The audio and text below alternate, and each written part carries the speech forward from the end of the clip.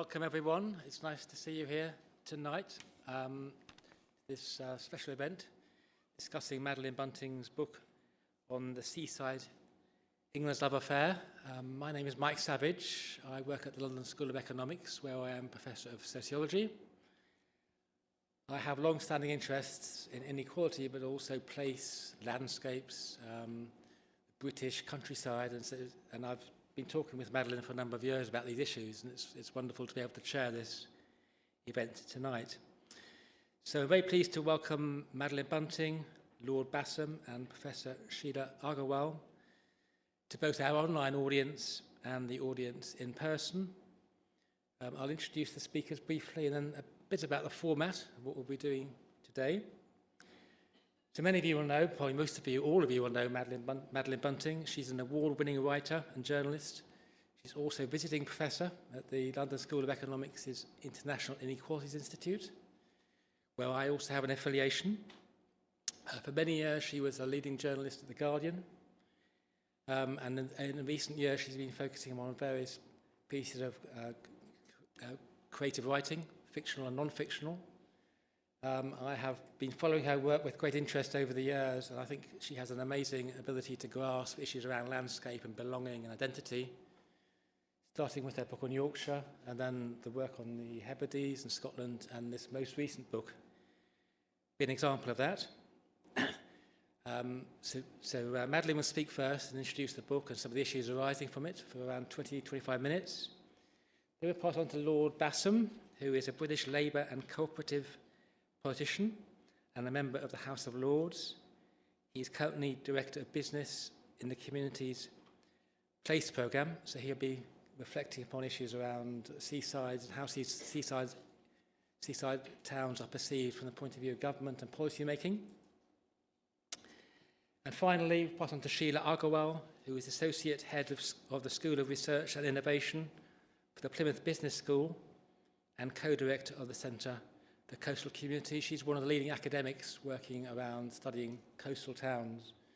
So as you can see, our panel will straddle academic expertise, political interests, creative writing, and it should be a very exciting discussion. If there's time, I might contribute a few thoughts of my own from our own work at the LSE around place and identity.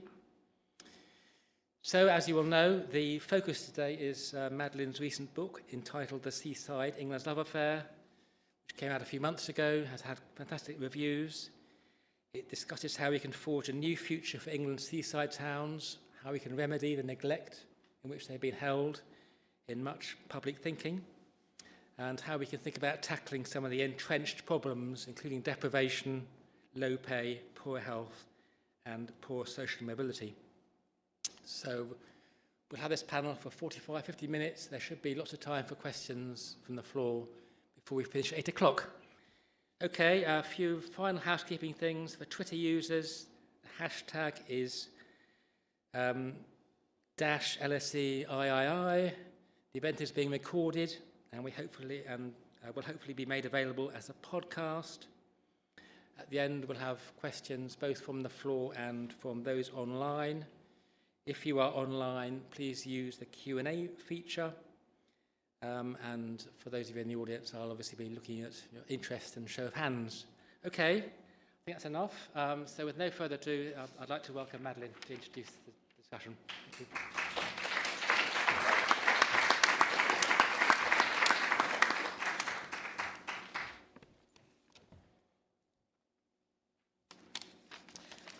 Thank you very much. It's a great pleasure to be here, and thank you very much, Mike, for the introduction.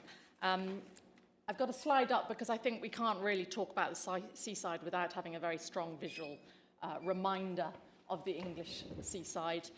So these won't be very informative slides. They're more sort of background, mood making, if you like. Those kind of grey clouds, bits of rubbish, broken up concrete, that's the sort of vibe. But thank you, Mike, and thank you so much, Steve and Sheela, whose work I have so admired in doing the research for this book, for coming along today to have this conversation. As Mike says, I've written 2 books on place and landscape and belonging before I wrote The Seaside. And that fascination in how places are made and our relationship with them, in some ways it was a kind of obvious intrigue for me to think about seaside towns. They're such distinctive places. They have such a very, very powerful pull on our imagination. And they are so defining of national identity that I would argue that their cultural significance is enormous. You only have to think of the number of films and novels and music that has been made or written about these kind of iconic places in our national identity.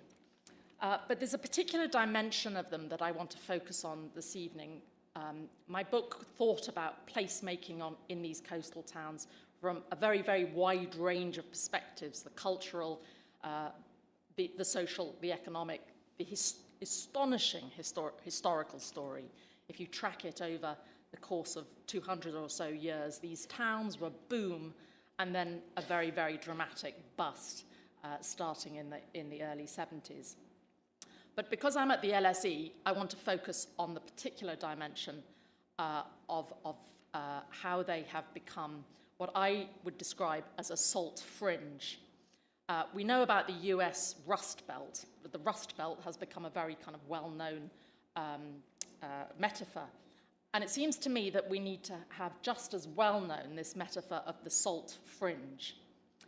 Because around the UK coasts, and particularly the English coastline, there is a process of deindustrialization, rather like the Rust Belt. And it's led to a combination, and combination is a key word, a combination of pockets of deep poverty and widespread chronic ill health and declining prosperity.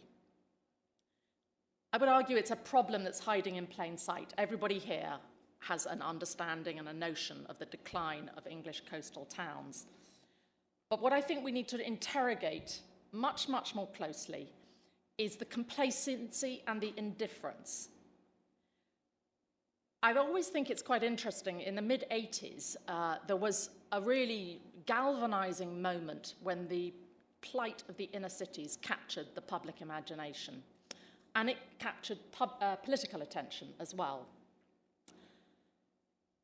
But something comparable has never happened about our coastal towns. There has been no key moment when any politician has stood on a pier, or indeed a seafront like that one, and said, this is unacceptable.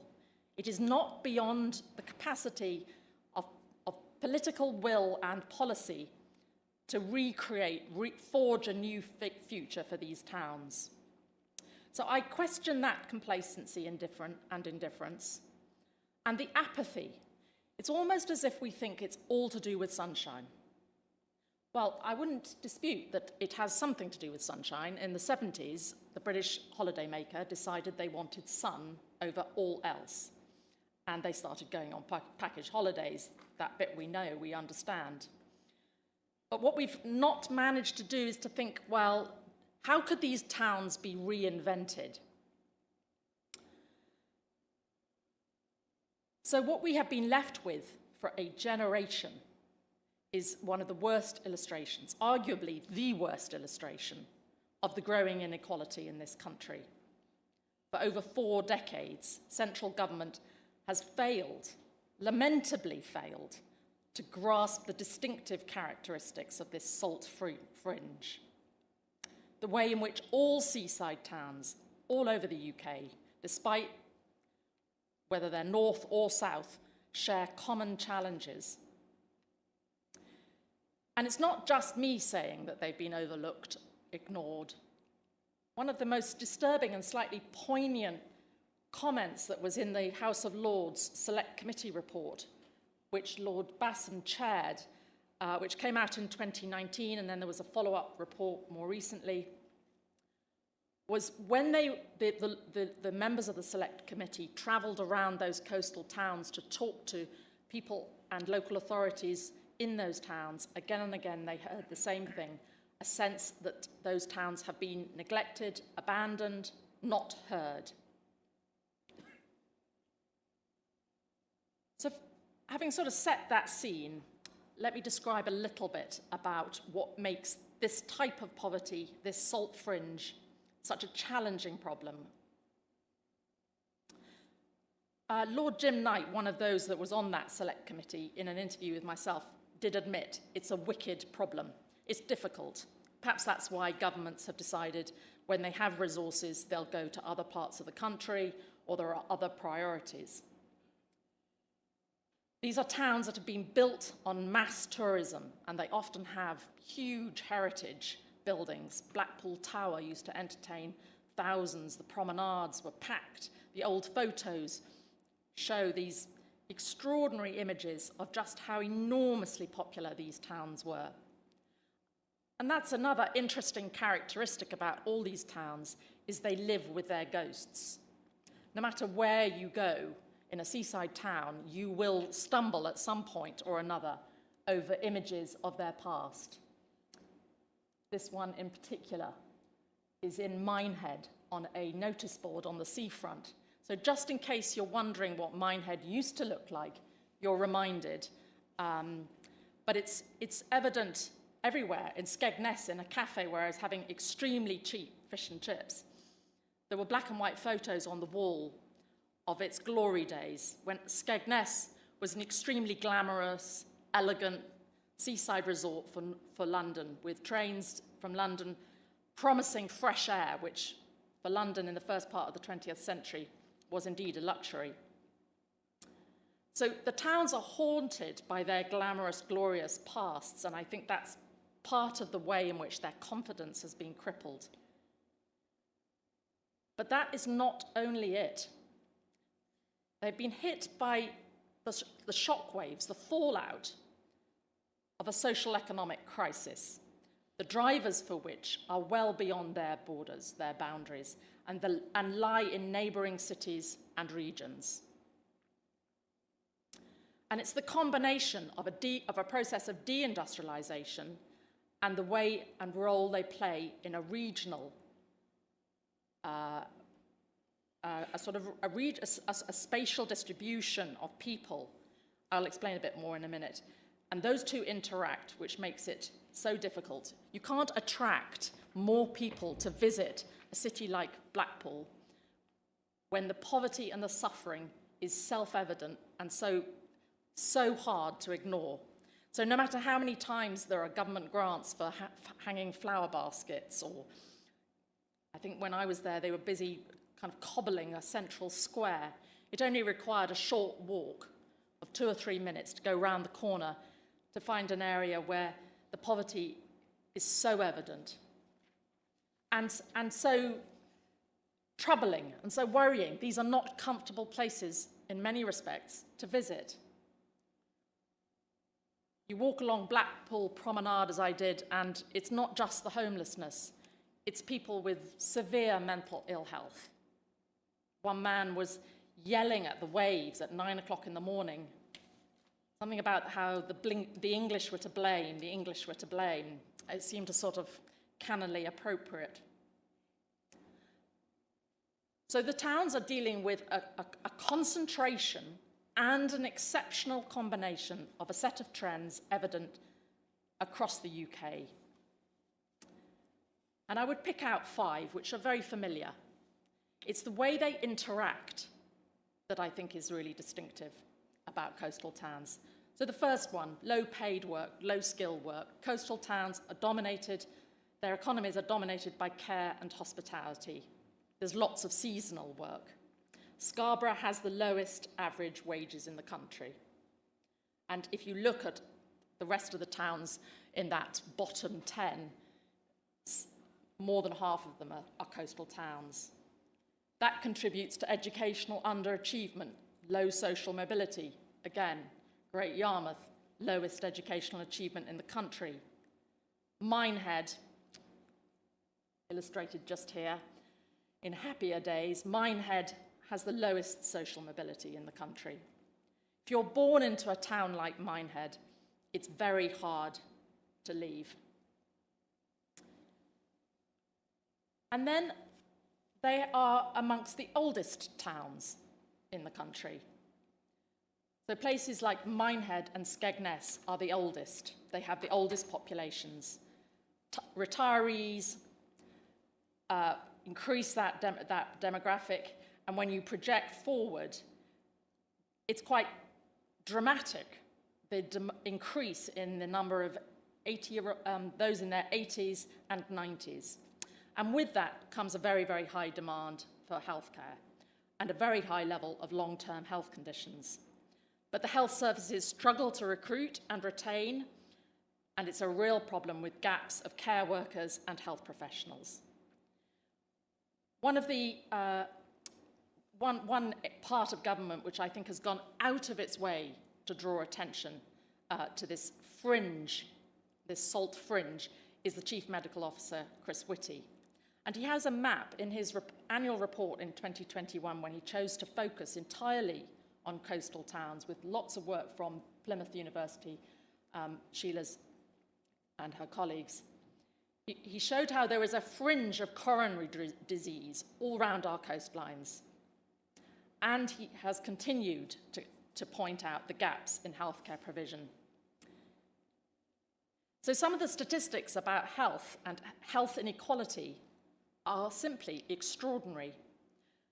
The gap in life expectancy between a central ward of Weston-super-Mare and 5 or 6 miles up the road, the central ward of Clevedon, a much more middle-class town on the which benefits from retirees from Bristol. It's a 16-year gap in life expectancy for men and even higher for women. The third factor is that housing is almost always an acute challenge. And really, this book, running right through it, is the UK housing crisis. In Devon and Cornwall, the housing is too expensive, and there's no affordable housing on the coastlines because of second homes, Airbnb, gentrification. A local population is being forced out. I interviewed one woman who'd lived all her life in the North Devon town of Braunton, and she'd just lost her flat because somebody wanted to convert it to an Airbnb. There was simply nowhere for her to go in a town that she had lived in all her life. Her family were there, her children were in school there. Devon and Cornwall have declared a housing emergency. But even a place like Torquay struggles. Land is expensive, and I was told by the leader of the local authority that any affordable housing is a long way away in Taunton. Or, and you get right the opposite end of the spectrum, it's too cheap. The housing is too cheap. So places like Blackpool and Morecambe, absentee landlords buy up the old hotels, the big bed and breakfasts that have been closed down, turn them into cheap bed and bedsits, which are designed to attract highly vulnerable tenants who will then claim benefit. So Blackpool's concentration of vulnerability is a shocking example of a dysfunctional housing market which is entirely funded by the taxpayer to the benefit of absentee landlords. It's a disgrace. The council has lobbied to get extra powers to limit the number of houses in multiple occupation, as they're known, the HMOs, and struggled. It's not the local authorities' fault, I wouldn't say. But the cheap housing in places like Blackpool, Morecambe, Weston-super-Mare, Clacton attract the fallout from nearby cities' rising house prices, such as Manchester, Bristol, London. What these places, and they dominate the poorest places in the whole country. Poorest place is Jaywick, which is an area next to Clacton. And then there are 3 wards in Blackpool South, which are the next poorest places in the country. And that's been true now for nearly a generation. It's an incredibly stubborn, persistent form of poverty. And it's all driven by incomers arriving because this is the end of the line, this is their last chance to turn their lives around. They may remember a family childhood holiday. They may hope that somehow something about being beside the sea can help them turn things around. Many arrive with mental health issues, substance abuse. 8,000 people arrive in Blackpool every year, and 44% of them are single males. The transience within the town is very high as well in a place like Blackpool, as people keep on moving to cheaper accommodation, trying to escape from a problematic situation of one kind or another. And the local health and social and educational services can easily find themselves completely overwhelmed. Certainly the substance abuse services struggle to cope. I talked to somebody working in the Education Authority about every summer there will be hundreds of children who suddenly need to be found places in the schools for September. All these trends are evident in other places. I'm not saying this is entirely the seaside. But what is really striking is how they're particularly acute at the coast and the way that they overlap and interact. And also the way they're overlooked because of the inadequacies in how data is gathered. And perhaps Sheela will speak to that shortly. They're micro pockets of poverty. Perhaps just a few streets where you have concentrations of highly vulnerable people. And often that is not being captured in data. So data that looks at, for example, a ward level will not capture the depth of despair and poverty.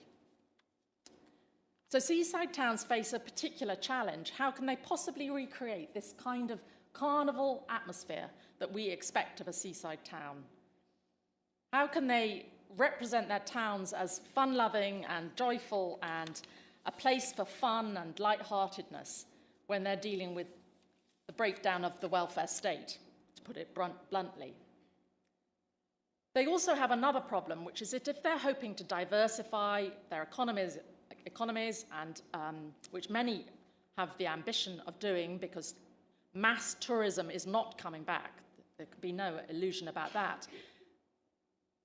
People still visit these coastal towns in huge numbers, 13 million to Blackpool every year, 4 million to Skegness. But they don't stay the number of nights which ensure a vibrant seaside economy or spend enough money. So the challenge of rebuilding them as tourist towns is severe, and arguably they would be better placed to focus, local authorities to focus their efforts on diversification. But they are at a disadvantage there. In all the levelling up funding, they're at a disadvantage because of their peripherality. They have half the catchment of customers and half the catchment of employees. So when it comes to competing for levelling up funding, for example, they struggle.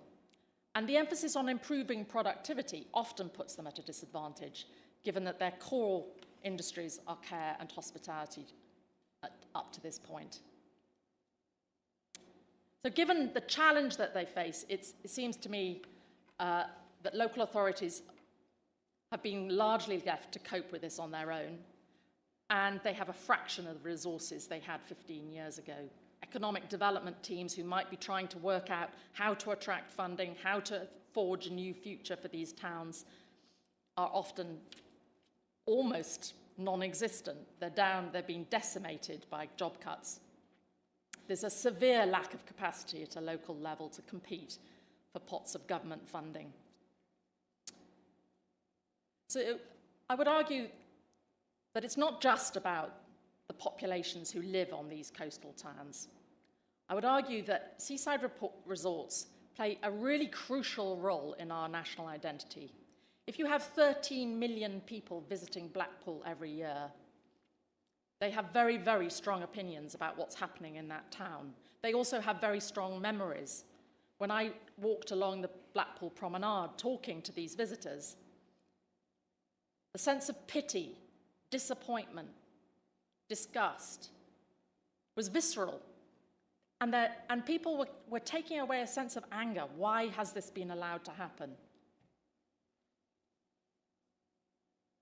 A deep sense of nostalgia. I was very struck by the fact that if you go online and look at old footage of Blackpool, is a series of remarkable films where they put together clips of the 60s, the 70s, the 80s, and you can see the way in which the crowds of holidaymakers change their fashions and what they want to do, etc.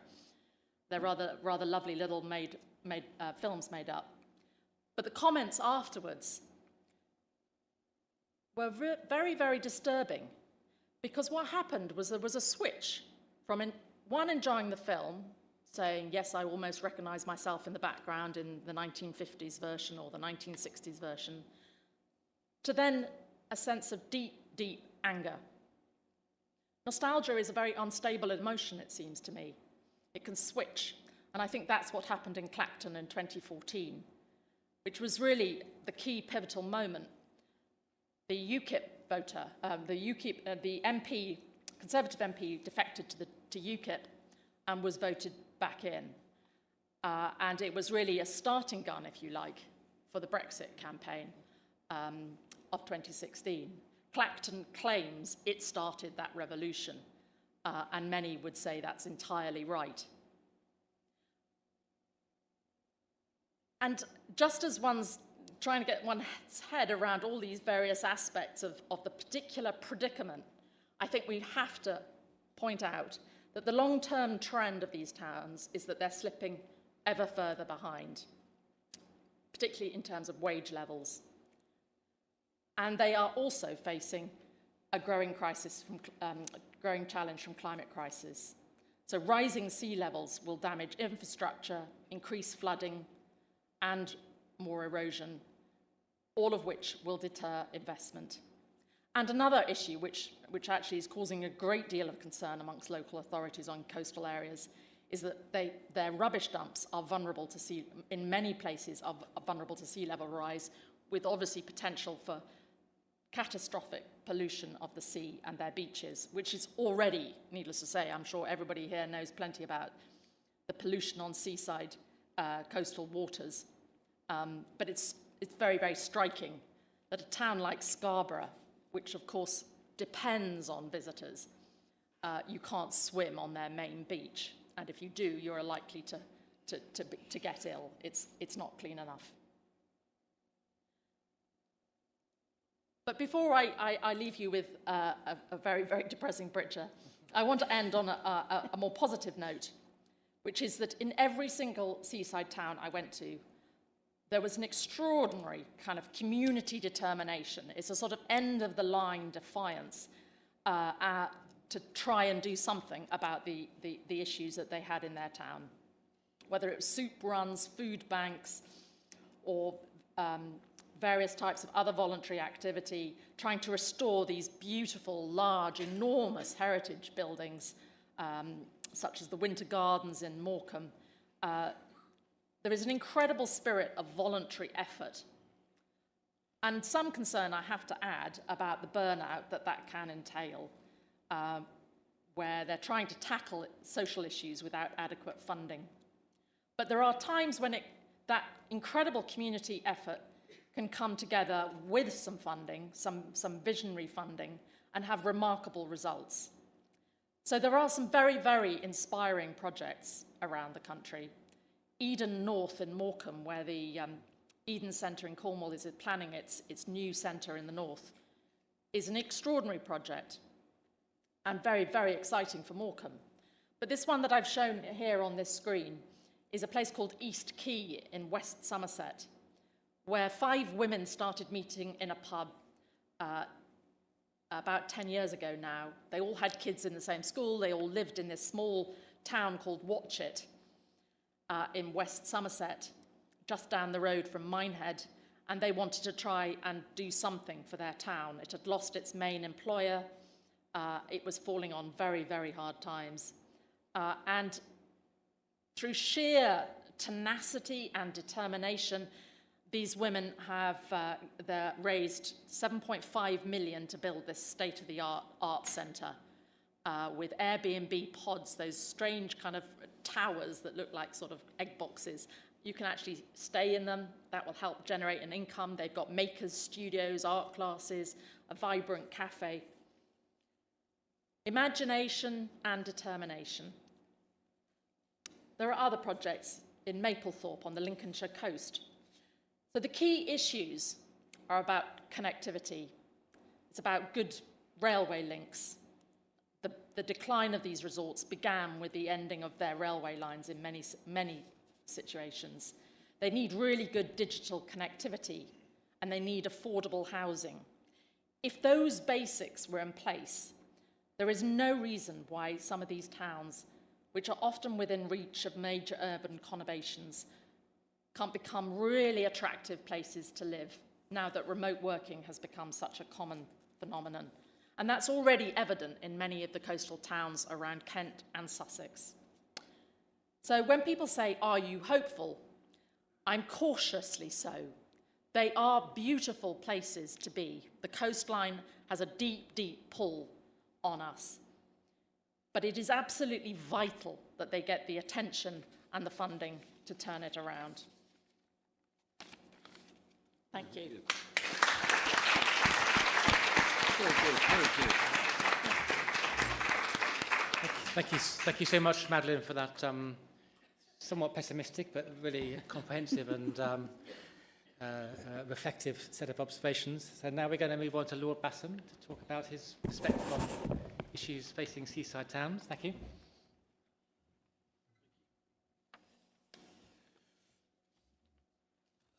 Thank you, Mike, and thank you very much, Madeleine. Madeleine's written the book I would like to have written, actually. I've had a lifelong association with the coast and seaside, and it's become something of an obsession. I was brought up near Clacton on the sea. I went to school in Clacton for 7 years. Half my mates came from Jaywick. I decided to go to university in Brighton in 1971, and during the time which I grew up, my mother always used to take me to Whitby for my annual holiday. And I said to her, "Why are we going to Whitby? We live near the sea already." She said, "Well, don't you want more of it?" And I thought she was a bit mad and batty at the time, but actually I loved being by the coast, and it's been a source of inspiration for my politics ever since. And it's also something that I feel quite deeply about. And, you know, I'm one of those people who wants to see us regenerate our seaside towns and communities because I think they are worth it and they deserve nothing less. So recently I prepared a sort of policy note for some of my colleagues to think about.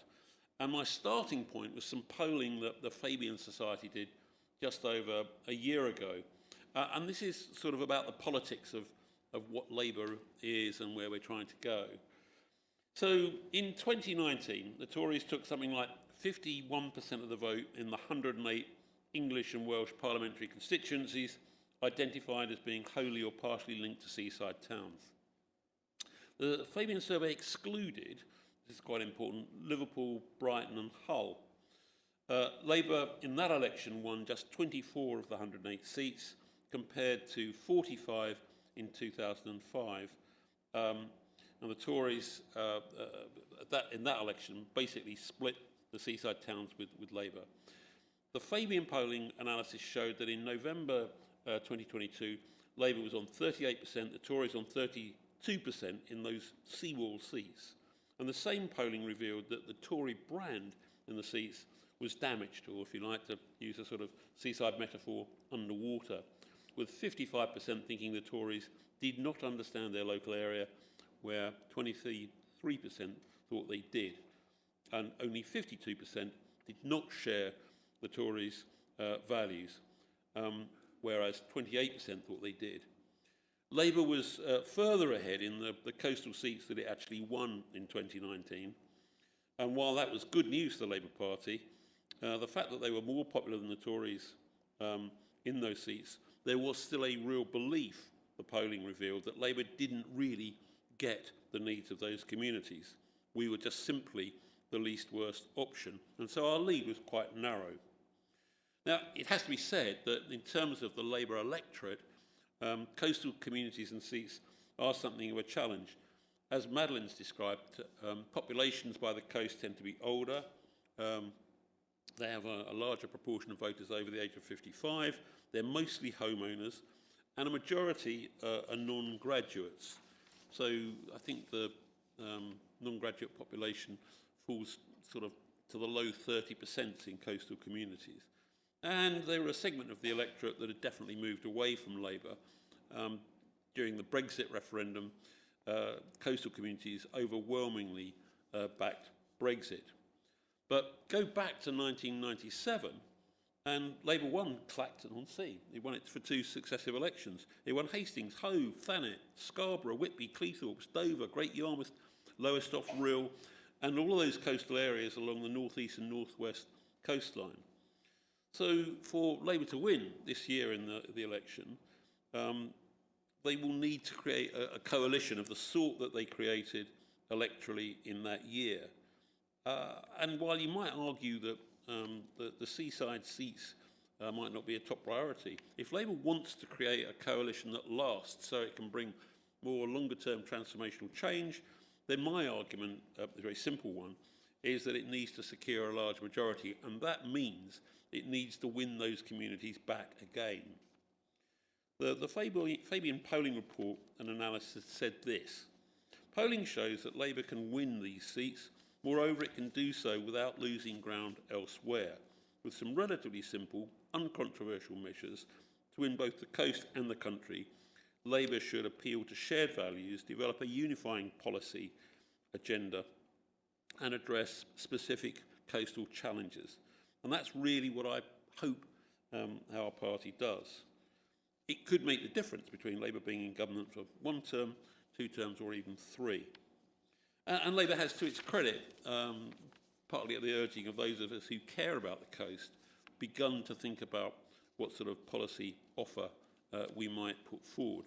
In 1997, we had a broad appeal to a sense of fairness, that we were going to invest and renew areas which had long been neglected by successive Tory governments, with the promise of better schools, investment in healthcare, employment, Sure Start, together with education action zones, health action areas, made it easy for us to mobilise votes behind the Labour Party.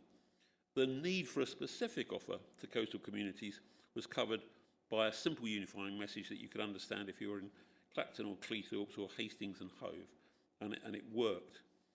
And I think one of the important things is we tend to just see the salty fringe as being about hospitality, about bucket and spade trade, about the sort of fripperies and frivolities that coastal communities sometimes represent in our imagination. But actually, they are more profound places than that. They are, and have been historically, places of industry. I said recently in a talk I gave that the Brighton that I came to in the 70s was a town that had declined, not just because of the changing nature of the holiday market, but because its industry had been hollowed out. So it was a semi-industrial town that had also fallen on hard times because of the way in which the industrial economy had changed. And that's the case all the way around the coast if you look and you think about it. So towards the end of the Blair-Brown years, I think there was a perception that while the city heartlands for Labour were doing well, the towns and communities on the periphery were doing less well. There was a 2007 report produced by a Commons Select Committee that looked at the future of seaside and coastal communities, and it concluded that there should be more investment in health and education, and that standards were falling behind those in cities and urban centres. And it pointed towards the coastal and urban disconnect and made policy recommendations looking at the needs of the coast. Now, in 2010, we had a change of government, and though a lot of promises have been made, they were not fulfilled. But sort of electorally, at each of the elections, during the period from 2010, Labour's seats tally in the coastal communities fell to the point where we lost Hartlepool 3 years ago and only have 23 coastal MPs. The Lords Select Committee, which we produced in 2019, I suppose you might argue, from a Labour perspective, usefully highlight the fact that the coastal communities are failing to thrive. and falling further behind. And rather, as Madeleine has described in her book, the committee found, the select committee found that transport, the digital economy, education, health, public service provision, and access to cultural assets in our coastal towns and cities had regressed even further. And whilst we concluded from our visits around the coast of England primarily that people loved the seaside, wanted it still, thought it was a great place to be, thought it was a great place to bring up young families, actually. There were few of those areas that felt that they were getting the benefits of any sort of regeneration. Perhaps with the exclusion of Brighton, Bournemouth, St Ives and Margate, and you could argue actually Scarborough, I think, and Whitby. So the investment was lacking. The long decline of the UK seaside, I think, as Madeleine said, is very much linked to the decline of our industrial heartlands and the development of a more universal holidaying trend abroad. I sort of rooted it in my mind, and I think it's true that this was sort of given an extra twist in the 60s with the decimation of our railway network and the beaching cuts. If you look at rail maps from that period, you'll see how many seaside towns lost a direct connection into the major rail network. Whitby's an interesting example. It had 3 connections from Middlesbrough, from Scarborough, and from further down the coast, and it was left with only 1 link into the rail network via Middlesbrough. It could take you a whole day to get there. Swanage was cut off from the railway network until a heritage line was created.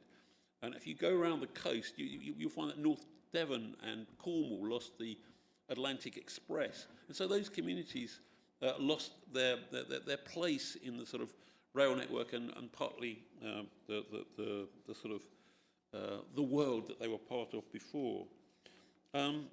It's true too that I think that sort of sense of disconnection was amplified by the fact they were taken out of the rail network.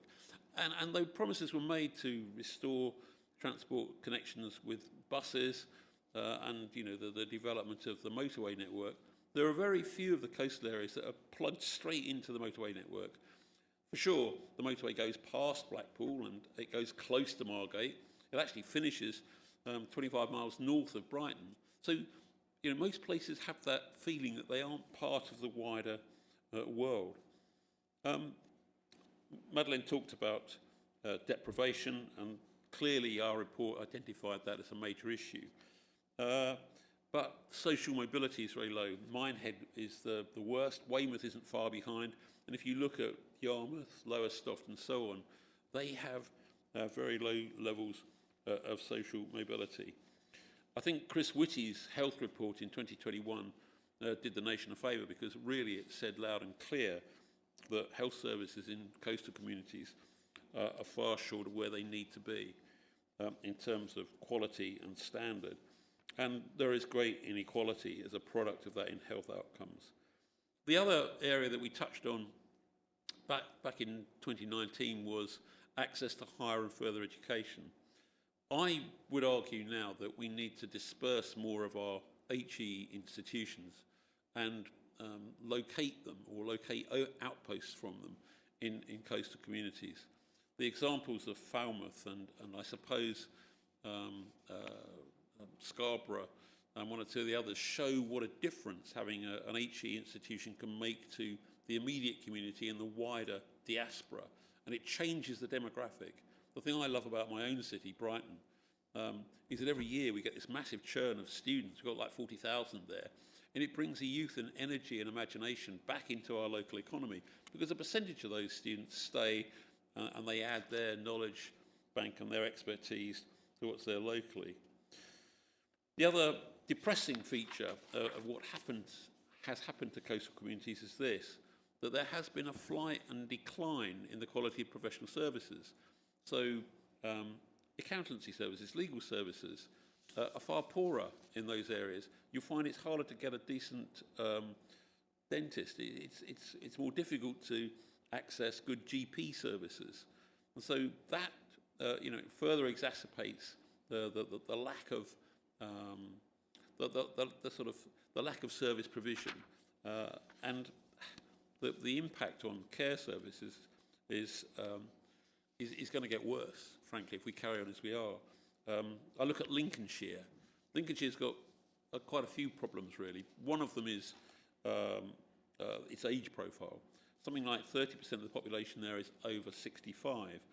And if it goes on getting older at the rate in which it currently is, there won't be enough people there of sufficient youth to service the ageing population. And Lincolnshire knows it's got that great difficulty.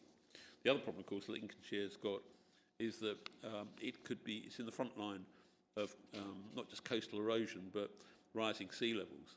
And there's an estimate that it could lose a third of its land mass in terms of agricultural land, which would be a major shock to our agricultural system. So I'll conclude with this sort of series of thoughts. Polling suggests that coastal communities feel they're being left out and left behind. Policy needs to address those issues. We need to have a confluence of manifestos interested in revival. Regeneration is possible. I've argued that coastal communities are ripe for art and cultural regeneration, and I think we should think about some of the more successful places that have chosen that route. My own city, Brighton and Hove, Dundee, a coastal port. V&A there has begun to transform that community. Margate, St Ives, Scarborough, they're all trying to move into that sort of policy area. Some of the things I think a new government should look at are appointing a minister with a specific responsibility for coastal communities as part of their portfolio. Leadership in coastal communities is really important. National leadership for those communities is important too. There should be a better rationalisation of the funding that's available for our coastal communities. The government set up a fund, but there are also other funds, but they are unequally distributed and they have different criteria. So the notion that there's a uniform pot of money there for levelling up and for improving the public realm is something of a nonsense. It's an unreal competition. And we should coastal-proof major policies.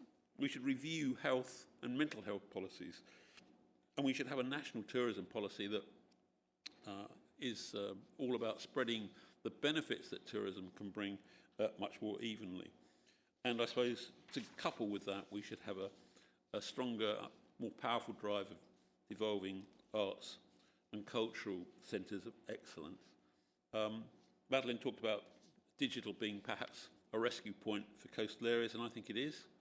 And I would argue that we should create a sort of coastal community wealth fund, perhaps drawn from our nation's dormant assets, which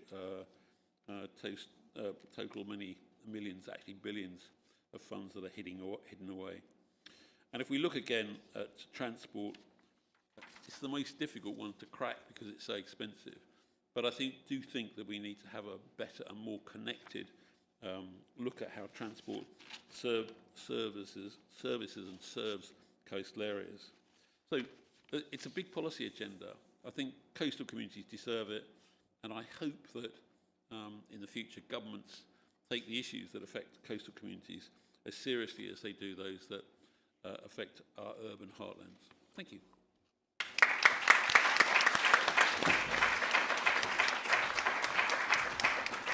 Thank you, Steve. And now, last speaker, last but not least, Sheela Agarwal.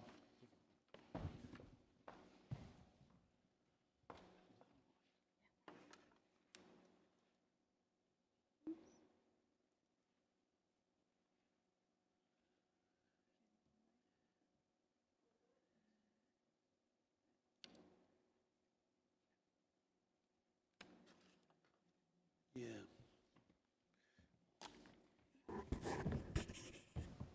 Okay, thank you, Steve. Thank you, Madeleine.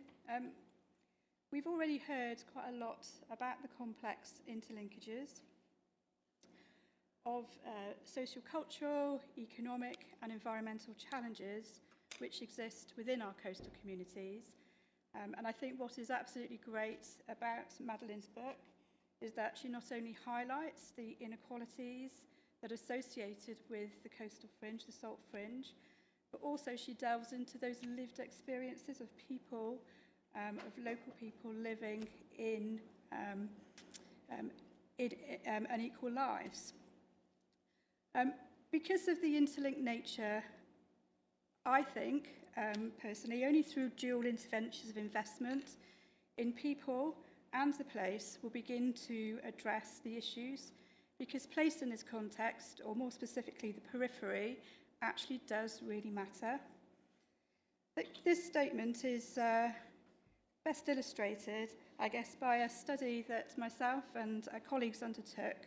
And what we did was we compared the economic performance and productivity amongst 58 of the largest seaside towns in England. It focused on 17 people and place-based factors encompassing economic, human and environmental capital, and it measured their influence on 3 distinct components of economic performance: productivity, employment and labour market participation. The outcome can be seen in this particular table, and I'm not going to dwell too long on this, but you will see on the left-hand column you have the leading seaside towns in terms of productivity, and there may be no surprises there. And then on the right-hand column, you will see the lagging seaside towns. And again, we've mentioned Skegness, Clacton, for example, and Morecambe, Blackpool, Margate, and they all feature in terms of what I call the lagging seaside towns. Whoops. What the study highlighted was, again, this mixture of combination of people and place,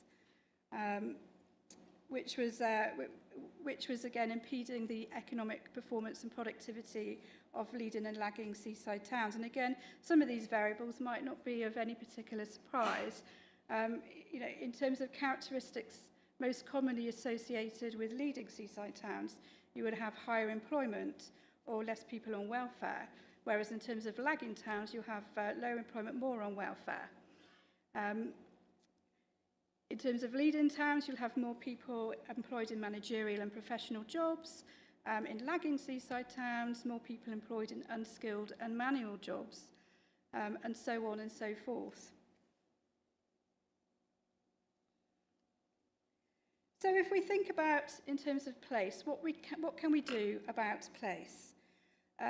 What is required, and again, we've heard quite a bit of this from Madeleine and Steve already, but what is required is a development of diversified economies. And this sounds quite easy, but it's incredibly difficult. But a diversified economy can create economic output and value and benefit for local communities. If we look at those English coastal communities that are economically leading in terms of productivity, they all have diverse economies. Many of the economically lagging are based on low-value industries, traditionally thought of as being tourism and hospitality, and on sectors that centre on social care and public administration. Again, this is a very much a complex ask, because it relies on the creation of more and better quality employment. But what constitutes decent employment, good jobs? And again, that's a question for another debate. Seaside towns should also take advantage of the opportunities that their location affords them. One opportunity might well be the development of more knowledge-based jobs linked to the creative industries and other high-value mobile industries that are not dependent on the physical infrastructure and can overcome issues of peripherality. And again, we've talked about, Madeleine and Steve have both talked about cultural, heritage, tourism industries, but also digital connectivity as well, and how that is particularly important in support of this. Another opportunity might well be the development of a sustainable blue economy. By this, I don't just mean sustainable aquaculture and marine technology and services, but also the opportunities afforded by the development of floating offshore wind farms. Wind provides nearly a quarter of the country's total electricity requirements, the supply of which is forecast to grow significantly with the construction of new fixed and floating marine wind farms over the next 5 years. There are a number of new flow sites being developed, and it's gathering momentum. For example, in September 2022, the largest offshore wind farm, Ørsted Hornsea 2, became operational, located near Grimsby. You have planned developments of 2 wind farms located 45 miles off the coast of Great Yarmouth in southeast England. It's attracted about £11 billion worth of investments, with £22 billion worth of planned projects, generating approximately 6,000 jobs. And then there are others located, Triton Knoll, located near Mablethorpe and Skegness.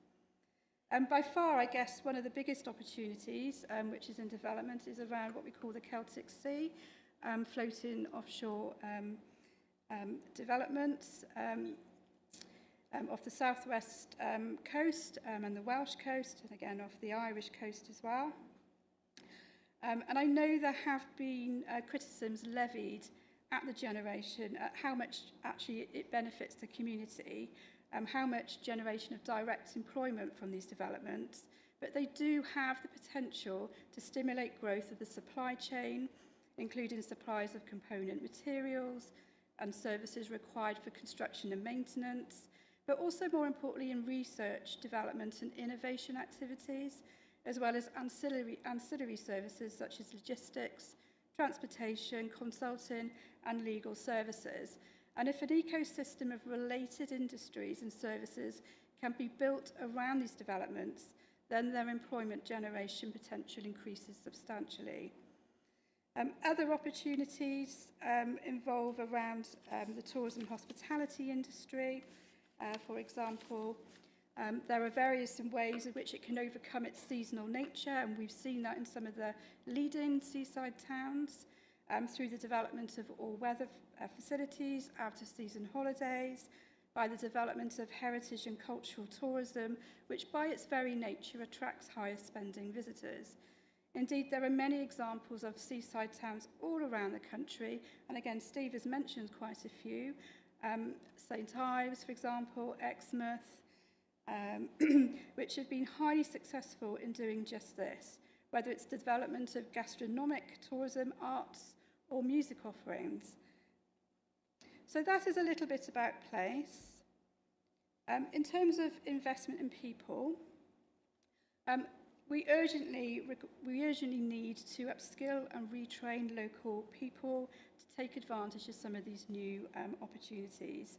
There is a gap in terms of children and young people taking STEM subjects, and again, that is something that we need to encourage and widen participation so that there is more uptake of these particular subjects.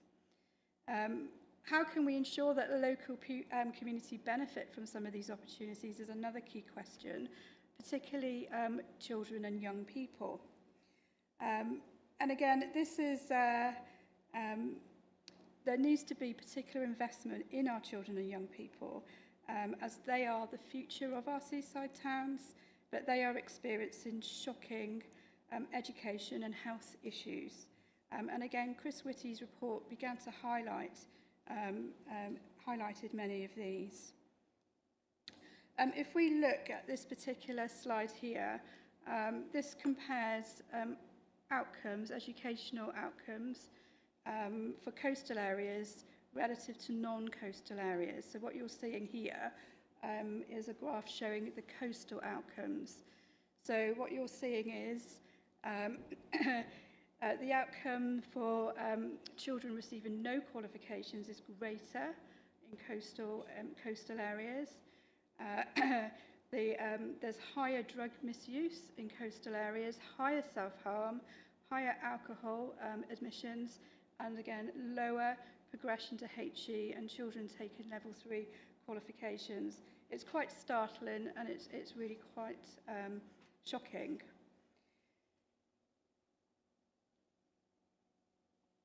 There are other issues as well. in terms of sort of investing in people. There is a gap now in terms of the southeast and the rest of the UK. It's now wider than between East and West Germany or northern and southern Italy. It's also hard to effect change when we're working with a centralised governance with rules that work against the periphery. And again, Steve started to talk about that a little bit. And I'm particularly referring to the Treasury's, what we call their Green Book, the Bible of their investment decision making. One element of this is that there are concerns about bias against peripheral areas. The Green Book is a really interesting example of this, since it's in part based on what we call the benefit-cost ratio. One element of generating this is through land value uplifts. However, coastal areas are immediately disadvantaged, as with the sea on 180 degrees of any development, they only have 50% of land to uplift when compared against a similar project in a landlocked area. Rural and coastal areas are also disadvantaged by low population densities, low-rise developments and lower land values than urban areas, and by other geographical constraints such as sites of special scientific interest and areas of now outstanding natural beauty designations, or flood risk and coastal erosion, none of which are taken into consideration by the benefit-cost ratio principles that are applied.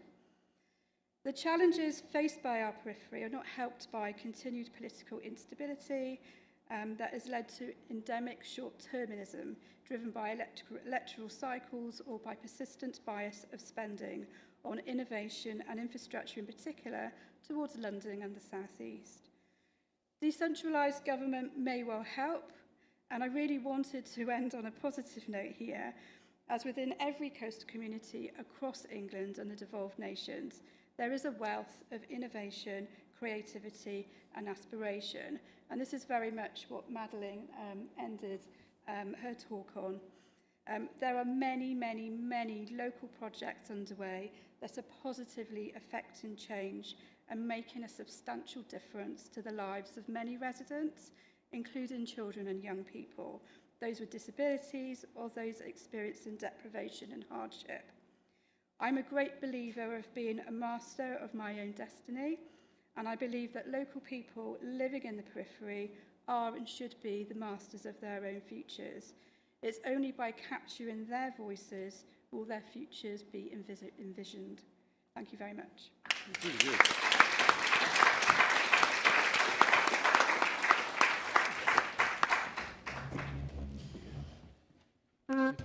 Okay, thank you very much, Sheila. So that was a fantastic panel.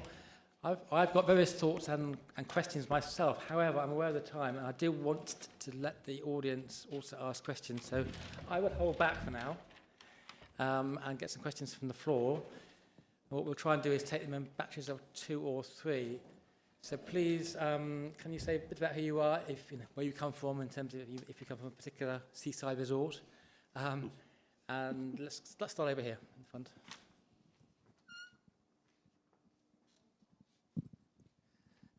Thanks for your wonderful presentations. My name is Chen Yuan, studying PhD in urban planning. And I'm wondering, it's very obvious, the connectivity is premises of the prosperity of many seaside towns, but do you think is immediately politically viable to promote such connectivity? Because obviously it's very expensive, and also there might be pressure from environmentalists or anti-development group or sort of things. Thank you. So let's get a couple more questions first. In the middle here.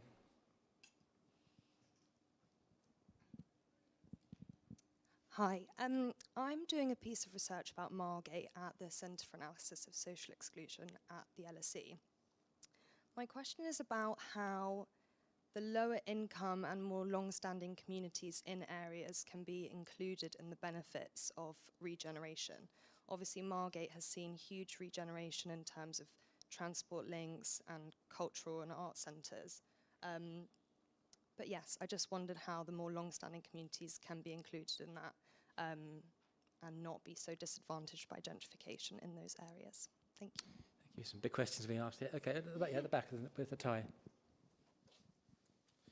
Thank you very much. I'm Tom from Weston-super-Mare in this case, and Bristol.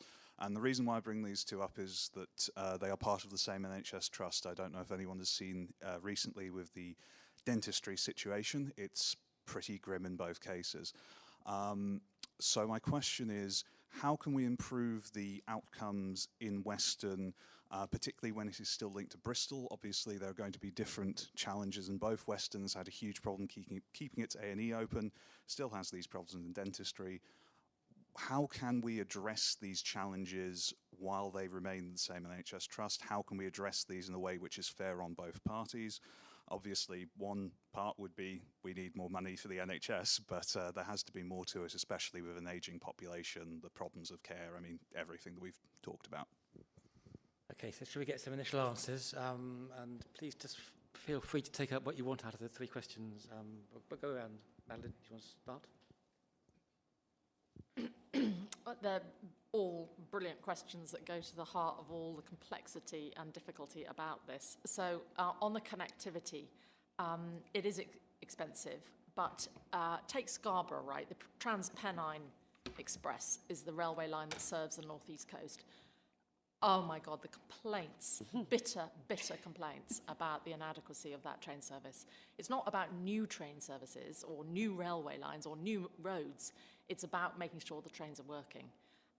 Torquay complained bitterly about its train link, which apparently its train carriages are repurposed buses on the railway line. I mean, I couldn't believe it, but on Margate, you raise a really vital point, which is about the shadow side of gentrification. The director of the Turner Contemporary, who has now moved to Plymouth, it's been a huge success, the Turner Contemporary, but she said, I'm haunted by the fact that what I did has made house prices much, much more expensive for some of the community that was living there. Does it spill over? It's really complex, and your kinds of research will really perhaps bring out a kind of granular sense of where the benefits lie and where they don't. The research that I heard about in Margate through colleagues of Mike's was that the mums are both there at the school gate. The pretty London mums with their cappuccinos and their very pretty children, and the mums that have lived in Margate for generations. And they are oil and water, they don't mix. They go to separate cafes, they have very little to do with each other. And that is what haunts this project that I left on the last slide in Watch It. Those women have been absolutely determined that the Arts Centre is not just a world-class arts centre, but that it reaches low-income groups in the town. And they will measure their success by that. Art classes, all kinds of creative activities to raise the aspirations of the children and inspire their imaginations. It's a great, great possibility. But when I walked along the quayside and bumped into a lady who had lived in Watchet all her life, she had nothing good to say about the place. She said it was a waste of money, the building was rubbish, and the drawings and the artwork would have been better done by her grandchildren. So that gives you some idea of just how difficult sometimes it is to carry a whole community with you. And I do think in Watch It, they talked to everybody and consulted with everybody. But there will always be parts of that community that think the Arts Centre is a waste of time, has nothing to do with their lives. So perhaps other I mean, I think the connectivity issue is a really important one. It's interesting, actually, the current government, in its sort of early phase, invented the Build Back Beaching programme. And I laughed at the time because they set aside £500 million, and they quickly discovered that they couldn't build back beaching with 500 million quid. It just wasn't going to cut it. And so they rushed off and sort of announced that they might reinstate Blythe's railway connections and Fleetwood's. it takes time to build back railway lines. It's a great headline, building back from beaching, but it doesn't actually deliver you very much.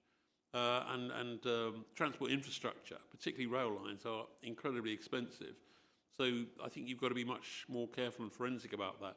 Not to say it shouldn't be an aspiration, and you shouldn't take the opportunities when they come along, because those areas that have been reconnected to the rail network have undoubtedly benefited. And if you look at, there's a couple of very good examples actually. The one in Scotland from Edinburgh Waveney is a good example of what it does in terms of regeneration and footfall and so on, which it's definitely worth doing. But you've got to think about it and plan it long and hard.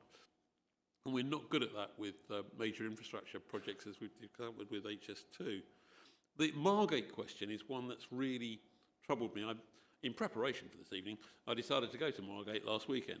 And I did 2 or 3 things. I went to the gallery, of course. I've been before, and it's wonderful. And it is a good project, and it does help in the regeneration process. But round the art gallery, you've got the sort of nice cafes and pubs, and you can get a good seafood meal there. But if you go along the high street, it's Subway, it's Greggs, it's shops that are sort of only open half the time. And there are 2 worlds living side by side in Margate. And I think that when we make an investment into something which is about regeneration, we've got to think of the bigger picture as well, and the impact. Now, I think it's good that the demographic in Margate is going to shift, but the local authority obviously needs to think about what it does with housing, the need to invest in public housing in particular, and how they can build on the new skills that come, say, around the development of a major art complex. Because without that thinking, then you don't get that immediate benefit. My own city, I sort of described in the 70s and 60s as a sort of semi-industrial town that was in decline, and it was, and its unemployment figures were as bad as those in Liverpool at the time. But careful investment with a powerful vision to create a sort of, how can I best describe it, a sort of academic corridor of excellence, tying that into the benefits that could be more broadly spread across the city, has undoubtedly brought a transformation. And educational outcomes have risen, aspiration has risen, unemployment has fallen. It's now a digital centre and hub. It's a cultural centre that's very diverse. That was thought about and planned. It's something we wanted to do. That was a change we wanted to make. But unless you think more deeply, you don't get the benefit and the hit from even things like arts and cultural-led regeneration. Yeah, I think the 2 really, really interesting questions. In terms of connectivity, I think that the government have a strategy around digital connectivity in terms of improving broadband accessibility, availability, but also bandwidth speed as well. And that's progressing now until sort of 2030. And I think that will open quite a few opportunities for coastal communities in terms of perhaps standing a better chance of attracting those higher value knowledge-based digital companies to invest. The whole sort of COVID hybrid working, we haven't quite seen the impacts of that in labour market statistics yet. And also, the fact that that is increasingly taking place, but it's not captured in productivity measures yet. And it'd be interesting to see how that sort of pans out.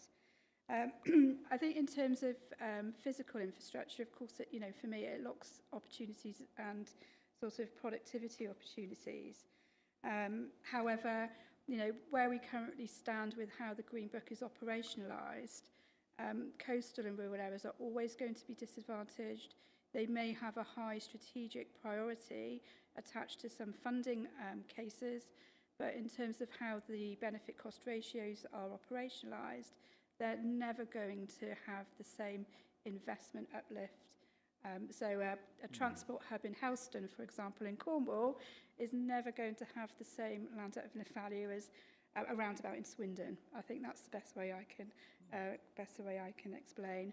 But also we often think about our coastal communities and tourism and hospitality being poor and being kind of responsible for their decline. However, many places will argue that they have highly successful tourism and hospitality industries, and a factor is the way it is measured in traditional productivity statistics that doesn't sort of showcase the industry off.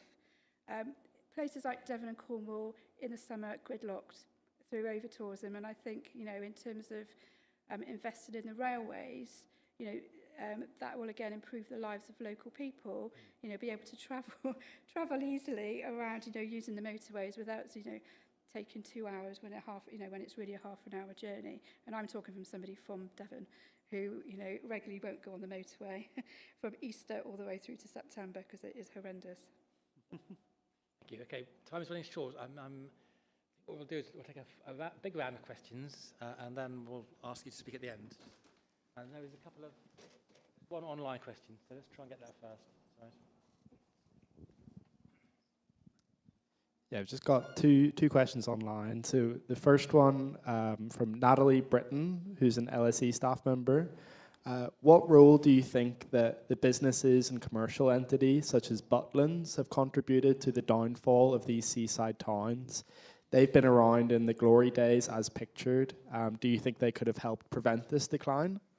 And the second one is from Peter Murray in Littlehampton.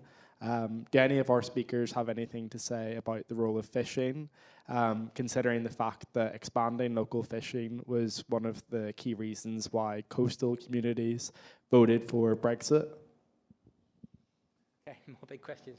Let's get a few more, if you can just taking notes here, it's good. And we haven't been over here, have we? Around, I think, yeah. Sorry. Hiya, I'm just here out of curiosity. I'm not doing any research or anything. So in your talks, you've brought up both the need for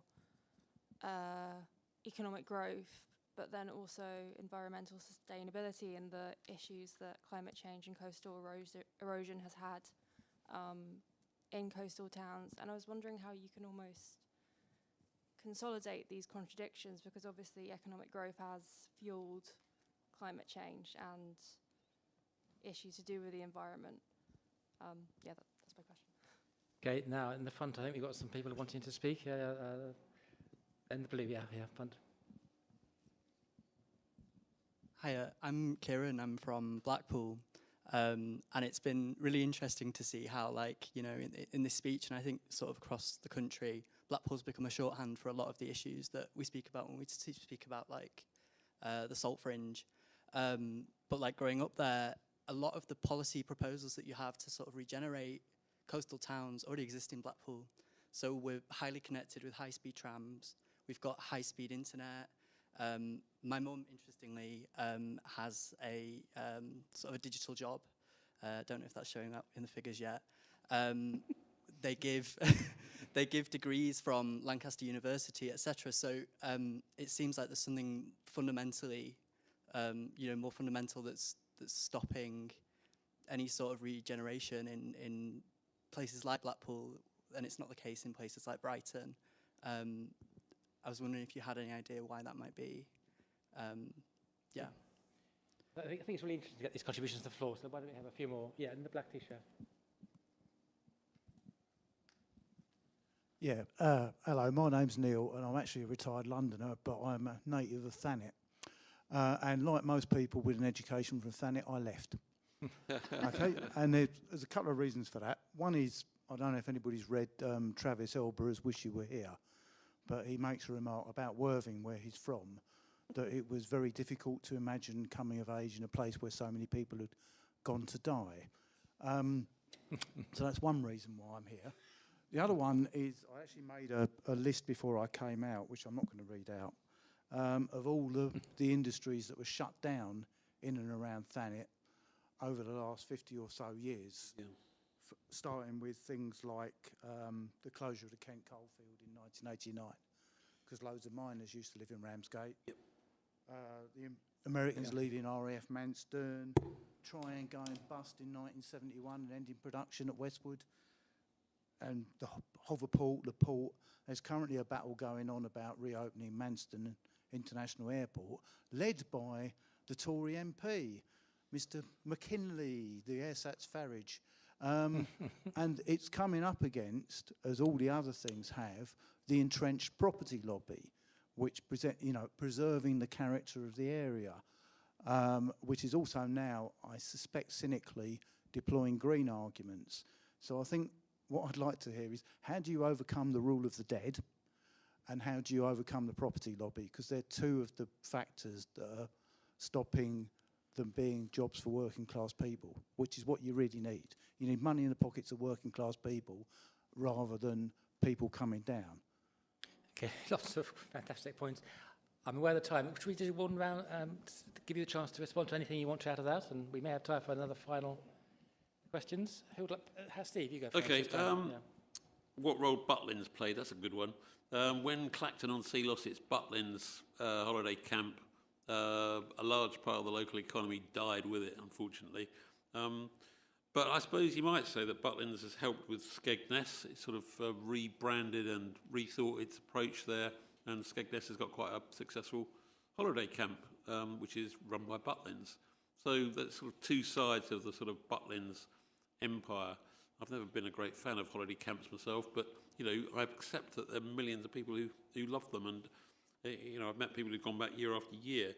So Butlins should have thought more about its withdrawal from part of the holiday market. Fishing and Brexit is an interesting one. The fishing industry has sort of continued its decline, actually, particularly inshore fishing, post-Brexit. I think people were somewhat misled by what Brexit might bring to the fishing industry. It was never going to revert to how it was up until the 60s. But I do think that policymakers need to focus more on the fishing industry and how you can retain a sustainable fishing industry, an inshore one, in some of our communities. It wasn't the topic that we covered in any depth in our Lords reports, but I wish we had.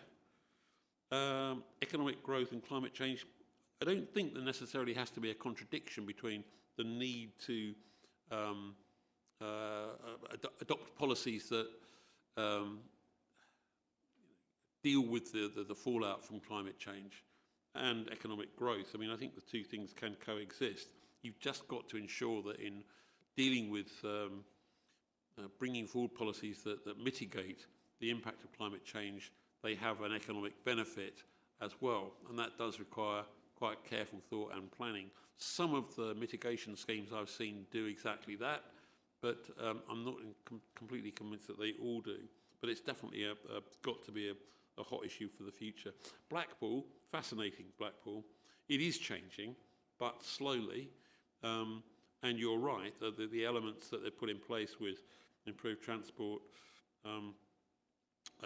stuff that's been done with the Blackpool's housing company, bringing in higher education and so on, those things will over time have an impact, but the data doesn't yet tell us very much about how much success Blackpool's current sort of policy approach has got. I've got a bit of an investment in Blackpool because it's one of the geographic areas that, as a director at BITC, I've sort of been working in for the last few years with one of my colleagues. Thanet, I think Thanet, you're right.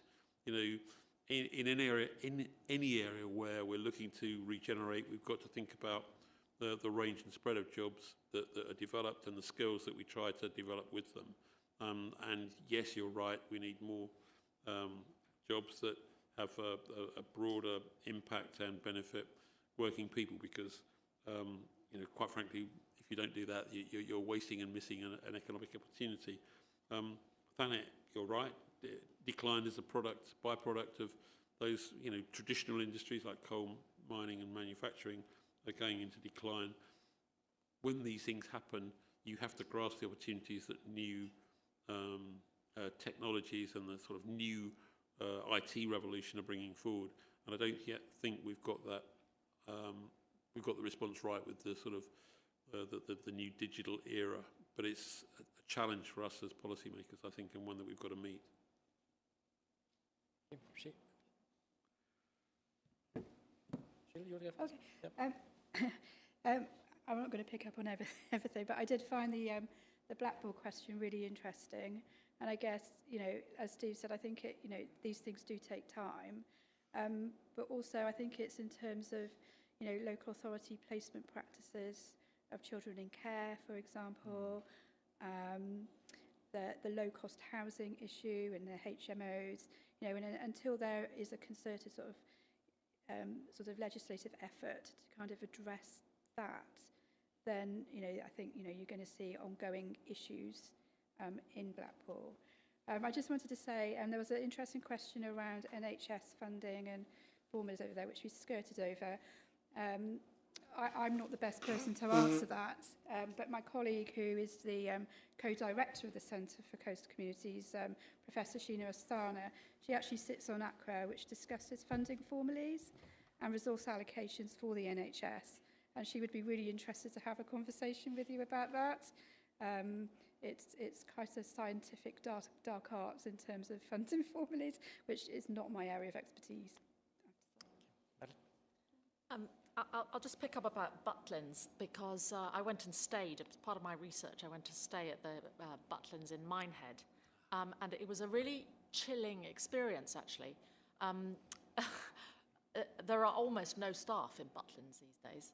The whole thing is done in a very sort of automated way. The redcoats, I think I saw 1 or 2 over a 3-day stay. So, you know, the idea that there's a cheery, warm welcome, it's not the case anymore. And I think most of those that were working in Butlins were housed, because I was wandering around all over the site, and they were housed in sort of blocks at the back of the site. And I was assuming from some of the accents that they were a large number of Eastern Europeans. So what really I found striking about my experience staying in Butlins is that there was almost no connection with the main town of Minehead. Even the beach, people didn't even seem to go from the Butlins camp onto the beach. They were in the swimming pool, they were in the entertainment complex, and they didn't use what was extraordinary was the fish and chips, the pizzas. They were all more expensive in the Butlins than they were in the centre of the town of Minehead. But people didn't go for the cheaper food in the town. They go to the centre, they stay in the centre. So Butlins' contribution to the towns in which it sits is not straightforward. So, for example, at Skegness, in Goldmells, which is this huge Butlins site, traffic jams leading up to the main gate most weekends. It's an enormous pull. But again, I don't think they're going to Skegness. I think it has almost no economic benefit to Skegness or Minehead. And of course, Butlins has now been sold and sold again and sold again. And I think its last owner was an American private equity company. Yeah. So it's a kind of wealth extraction machine that just sits there. And very briefly, Blackpool, that is a really intriguing question. And I think that is my point about the combination of factors. If 8,000 people arrive in Blackpool every year in really desperate circumstances, you have a driver of poverty which is constantly going against all the initiatives that Blackpool is trying to put in place to turn the city round. So it's like they're not pulling in the same direction. So I thank you for that question, because I think it raises one of the really kind of key policy challenges. Okay, thank you. Look, apologies to those of you who haven't had a chance to ask a question. I didn't get to ask my question either. So it's been a fantastic panel, and thanks for your responsiveness and enthusiasm from the floor. If you do have time, Madeleine is signing books outside, so by all means have a chat to her and buy a book and get it signed. Can I thank all of you for coming, and can I also thank the panel for their fantastic contributions. Thank you.